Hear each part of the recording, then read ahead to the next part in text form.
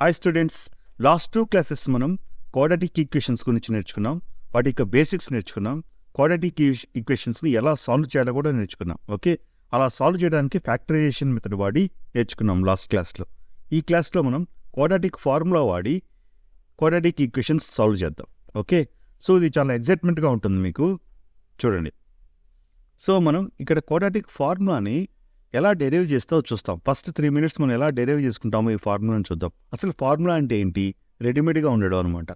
So ఇప్పుడు నేను ఒక క్వాడ్రాటిక్ ఈక్వేషన్ రాస్తాను. చూడండి, మీకు ax² + bx + c = 0. Okay, so ఇదొక క్వాడ్రాటిక్ ఈక్వేషన్ అనమాట. దీన్ని సాల్వ్ చేయడం అంటే ఏం చెప్పాను? ఎక్స్ వాల్యూ కనుక్కోవడం అనమాట. ఏ యొక్క ఎక్స్ వాల్యూకి ఈ ఈక్వేషన్ సాటిస్ఫై అవుతుందో దాని యొక్క సొల్యూషన్ కానీ దాని యొక్క రూట్స్ కానీ అంటాం అనమాట. ఓకే, సో ఎన్ని రూట్స్ ఉంటాయి క్వాడ్రాటిక్ ఈక్వేషన్స్కి? 2 రూట్స్ ఉంటాయి. Like x1 and x2 2 roots ఉంటాయి అనమాట. సో లాస్ట్ టైం మనం ఫ్యాక్టరైజేషన్ చేసి bx టర్మ్ని మనం ఆ 2 రూట్స్ కనుక్కోవడానికి చూసామన్నమాట, కనుక్కున్నాం కూడా. ఓకే, ఇప్పుడు మనం డైరెక్ట్గా ఫార్ములా కనుక్కోవడం అంటే ఏంటంటే, ఇప్పుడు డిఫరెంట్ క్వాడ్రాటిక్ ఈక్వేషన్స్ ఎలా వస్తాయి? ఏ బి,సి వాల్యూస్ చేంజ్ అయ్యే కొద్దీ డిఫరెంట్ క్వాడ్రాటిక్ ఈక్వేషన్స్ వస్తాయి. సో ఇప్పుడు మనం డైరెక్ట్గా ఎక్స్ అనేటువంటిది ఏ కామా బి కామా సి అనే టర్మ్స్లో మనం ఒక ఈక్వేషన్ రాయగలిగాం అనుకోండి డైరెక్ట్గాను. సో మనకు చాలా ఈజీ అయిపోతుంది కదా. సో వాడు ఏ క్వాడ్రాటిక్ ఈక్వేషన్ ఇచ్చినా కూడా మనం డైరెక్ట్గా ఆ ఫార్ములా యూజ్ చేసేసి మనం వాటి యొక్క రూట్స్ కనుక్కోవచ్చు అనమాట ఈజీగా. సో ఈ ఫార్ములాని ఎలా డెరైవ్ చేస్తామో మనం చూద్దాం ఇప్పుడు. ఓకే, చాలా ఎగ్జైట్మెంట్గా ఉంటుంది, మీరు జాగ్రత్తగా చూడండి. ఓకే,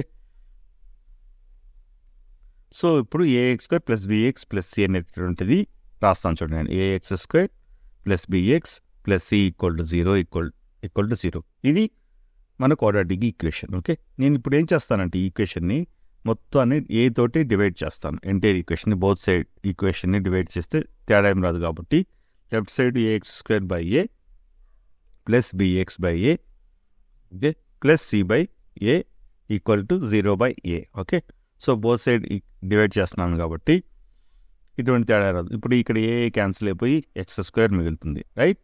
ప్లస్ ఇక్కడే ఉంటుంది b/a x మిగులుతుంది. ఓకే, సో ఇది 0/a 0 అయిపోతుంది. ఈ c/a నేను అటుపక్క పంపించుకుంటాను ఈక్వేషన్కి. ఓకే, = -c/a అవుతుంది. ఓకే, ఇప్పుడు చూడండి. ఓకే, మీకు క్లియర్గా a + b² ఫార్ములా తెలుసా మీకు?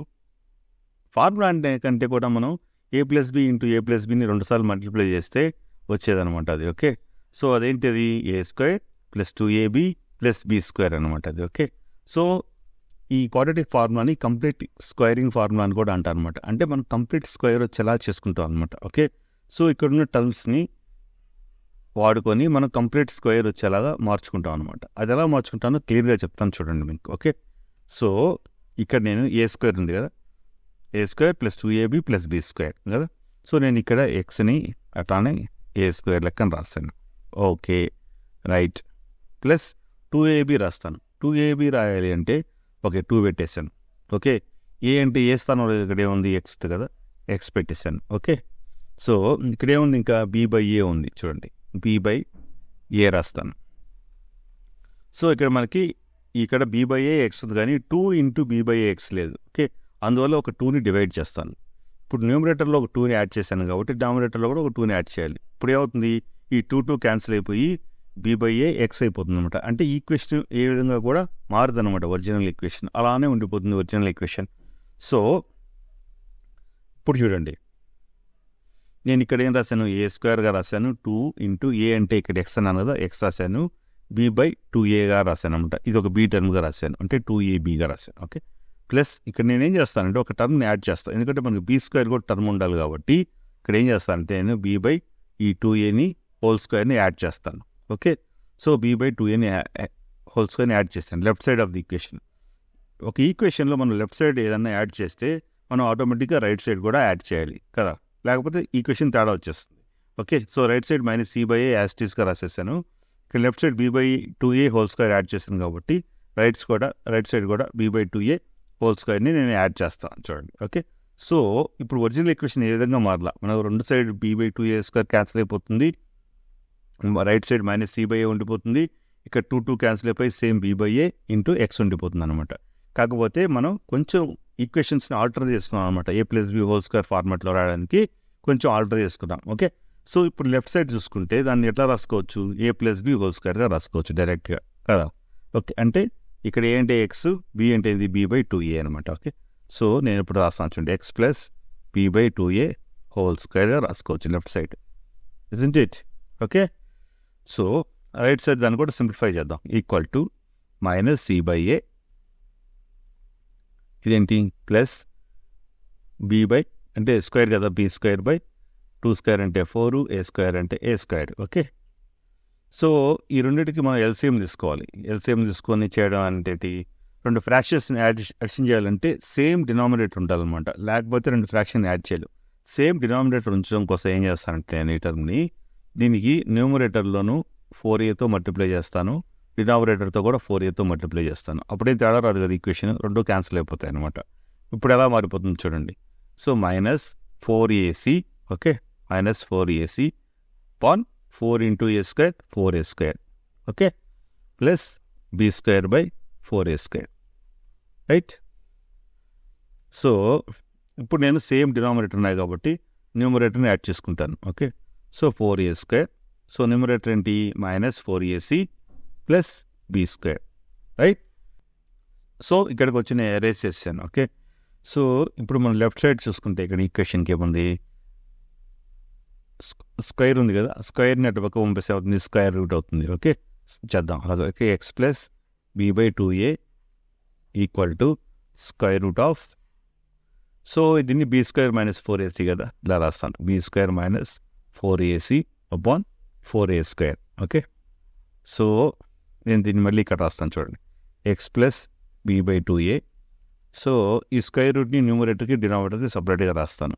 Okay, square root of b² - 4ac divided by 4a²కి 4 స్క్వేర్ రూట్ ఎంత 2, a²కి a. ఓకే, సో ఇప్పుడు b/2aని అటు పక్క పంపిస్తాను ఈక్వేషన్కి. Okay, x is equal to -2b/2a plus or minus square root of b² - 4ac by 2a. Okay, so ఈ plus or minus ఎలా వచ్చిందో మీకు సింపుల్గా చెప్తాను చూడండి. ఇక్కడ స్క్వేర్ రూట్ ఆఫ్ 4 అంటే ఎంత 2 అనుకుంటారు కదా మీరు. ఓకే, సో -2 కూడా అయి ఉండొచ్చు. ఎలా అంటే ఇప్పుడు 2 ఇంటూ 2 ఎంత 4. ఓకే, సో -2 ఇంటూ -2 ఎంత 4. ఓకే, సో ఇది -2 అయినా కూడాను మనకి 4 వస్తుంది, +2 అయినా కూడా 4 వస్తుంది. అంటే స్క్వేర్ రూట్ ఆఫ్ 4 అనేది +2 అయి ఉండొచ్చు, -2 అయి ఉండొచ్చు అనమాట. అందుకే మనం ఎప్పుడైనా స్క్వేర్ రూట్ ఉన్నప్పుడు దాని ముందు సింబల్ ప్లస్ ఆర్ మైనస్ అవుతుంది అనమాట. ఓకే, సో ఇక్కడ 2a సేమ్ డినామినేటర్ ఉంది కాబట్టి సేమ్ డినామినేటర్ రాసుకోవచ్చు. సో న్యూమరేటర్ని డైరెక్ట్గా యాడ్ చేసుకుంటాం, b ఇక్కడ plus or minus square root of b² - 4ac అనమాట. వావ్, మనకి ఫైనల్గా ఒక ఫార్ములా వచ్చేసింది అనమాట. ఓకే, సో అతను ఎటువంటి క్వాడ్రాటిక్ ఈక్వేషన్ ఇచ్చినా కూడా మనము -b plus or minus square root of b² - 4ac by 2a వేసేసి మనము రూట్స్ వాటి యొక్క సొల్యూషన్స్ కనుక్కుంటాం అనమాట ఈజీగా. ఓకే, అంటే ఇక్కడ 2 రూట్స్ వస్తాయని చెప్పాను కదా క్వాడ్రాటిక్ ఈక్వేషన్కి. అంటే ప్లస్ వాడినప్పుడు ఒక రూట్ వస్తుంది, మైనస్ వాడినప్పుడు ఇంకొక రూట్ వస్తుంది అనమాట. Okay, so b² - 4ac term square రూట్లో ఉంది కదా, ఇది ఒక నెగిటివ్ టర్మ్ అయితే ఏమవుతుంది అంటే for example root of -4 root of అట్లా వచ్చింది అనుకో, అప్పుడు ఏమవుతుంది, అప్పుడు మనకి రియల్ రూట్స్ ఏం రావు కదా అని ఆలోచించవచ్చు మీరు. ఓకే, సో దానికోసం ఏంటంటే మనం చూద్దాం. ఓకే, దీన్ని కొంచెం స్టడీ చేద్దాం. దీనికి మనకి రూట్స్ డైరెక్ట్గా తెలుసు, x is equal to -b plus or minus square root of b² - 4ac by 2a. చూడండి ఎంత ఈజీగా ఉంది. ఓకే, ఒక మనం క్వాడ్రాటిక్ ఈక్వేషన్ ఇస్తే దాని సొల్యూషన్ అనుకోవడానికి సింపుల్గా ఫార్ములా యూస్ చేసి కనుక్కోవచ్చు. ఓకే, కాకపోతే మనకు డౌట్ వచ్చింది, ఇక్కడ b² - 4ac టర్మ్ ఒకవేళ నెగిటివ్ వస్తే స్క్వేర్ రూట్ ఉండదు కదా నెగిటివ్ టర్మ్స్కి.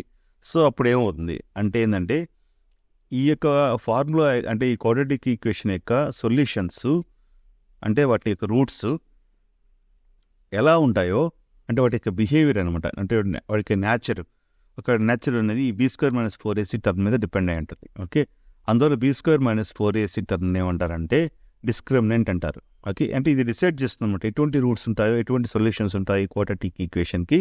ఈ b² - 4ac టర్మ్ అనేది డిసైడ్ చేస్తుంది అనమాట. ఓకే, సో ఇప్పుడు మనం b² - 4ac ఒకవేళ మనకి నెగిటివ్ టర్మ్ వచ్చింది అనుకోండి, అంటే -2 -3 -4 ఆర్ -3.5 అట్లా నెగిటివ్ టర్మ్. అంటే నెగిటివ్ టర్మ్ అంటే లెస్ దెన్ 0 అనమాట.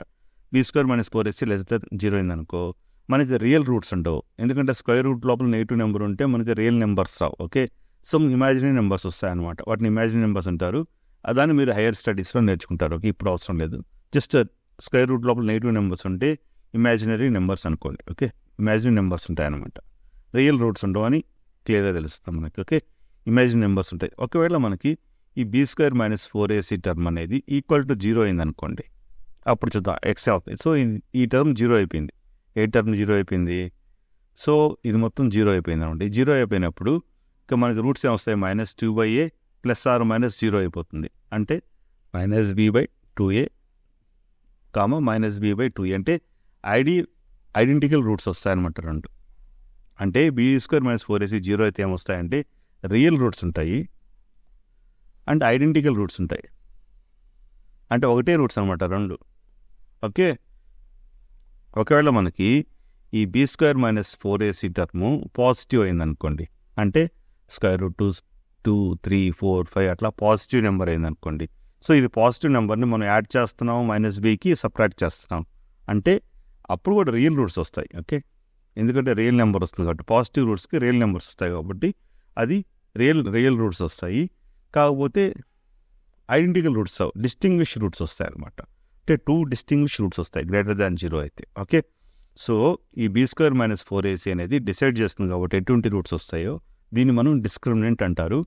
ఓకే, ఇప్పుడు మనం కొన్ని ఎగ్జాంపుల్ ప్రాబ్లమ్స్ చేద్దాం. ఓకే, అతను మనకి ఈక్వేషన్ ఇస్తాడు, దానికి ఎటువంటి రూట్స్ వస్తాయని చెప్పాలన్నమాట మనం. ఓకే, సో దీనికి ఎటువంటి రూట్స్ ఉంటాయని అడిగాడు. So tell me the nature of the roots. If real roots ఉంటే మాత్రం రియల్ రూట్స్ కనుక్కోండి, లేకపోతే ఇమాజినరీ రూట్స్ ఉంటే వదిలేసండి అని చెప్తాడు అనమాట ఆ ప్రాబ్లంలో. ఓకే, సో దీనికి ఎటువంటి రూట్స్ ఉంటాయో కనుక్కోమన్నాడు. మనం ఎప్పుడైనా కూడా ఈక్వేషన్ ఇచ్చినప్పుడు generalized form of the equation రాసేస్తాం. అదేంటి?